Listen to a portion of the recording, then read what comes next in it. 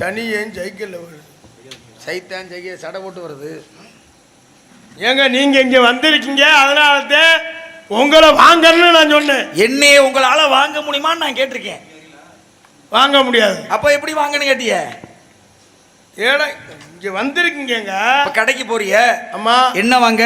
அது சாமான் வாங்க. இங்க இப்ப அது ஜாமான் வாங்க, இது எண்ணெய வாங்க. அம்மா என்ன எப்படி உங்களால வாங்க முடியும்? ஐயா உங்களை வாங்கல. ஐயாவை வாங்க முடியாது. போங்க.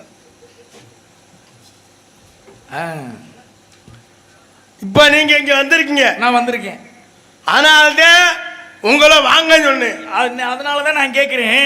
இப்ப நான் இங்க வந்திருக்கேன், என்னைய உங்களால வாங்க முடியுமான்னு கேட்டேன். முடியாது. ஆசைப்பட்ட எல்லாத்தையும் காசு இருந்தா வாங்கலாம், அம்மாவை வாங்க முடியுமா? முடியாது. நீயும் அம்மாவை வாங்க முடியுமா? வாங்க முடியுமா? முடியாது. அப்புறம் எப்படி என்ன வாங்கன்னு கேட்டிய? ஐயா நீங்க வந்து அதனாலதான் உங்களை வாங்கன்னு சொன்னேன். வந்தவங்க எல்லாரும் நீங்க வாங்கிருவீங்களா? உனக்கு என்னையா பிரச்சனை? உனக்கு என்ன பிரச்சனை நீ கேட்ட? அவ்வளவு மண்டக்கணமா உனக்கு?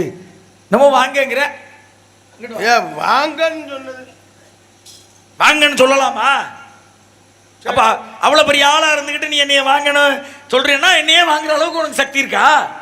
சரி போங்க. எப்படி போவோம்? வந்த எனக்கு போக தெரியாதா?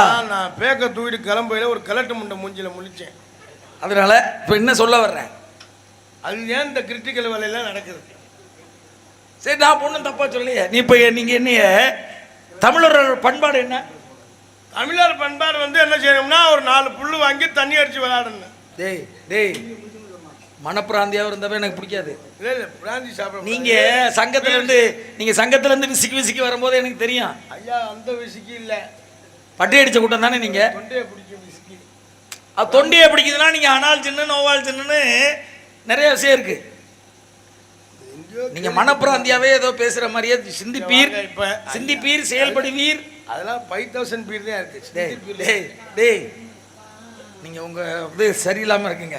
மனநிலைமை இங்க வந்திருக்கீங்க, மனநிலைமை பாதிக்கப்பட்ட உங்களுடைய நான் உரையாடணும்னா அது சாதாரண விஷயமா? அப்ப ஏன் மனநிலை பாதிச்சாத்தான் அது உரையாடினாத்தான் அந்த உரை சரியா வரும். ஏண்டா மனநிலைமை பாதிக்கப்பட்டவனோட போய் எப்படி உரையாடுறது? அப்படி இல்லைங்க. நீங்க நினைக்கிறது அந்த ஒரு என்னன்னு ஒரு மனுஷன் ஒரு மனசு கஷ்டமா இருக்கேன், நில தடுமாறி போயிருக்கேன், அவன்கிட்ட போய் ஒரு ஆறுதலா ஒரு நல்ல விஷயத்தை பேசினோம்னா அவன் கொஞ்சம் நல்லா இருப்பேன். மனம் கோணம். அவனை போய் நீ ஆண்டா இருக்க சுருக்க போட்டு நில்றான்னு சொன்னா அவன் சுருக்க போட்டு நிற்பேன்.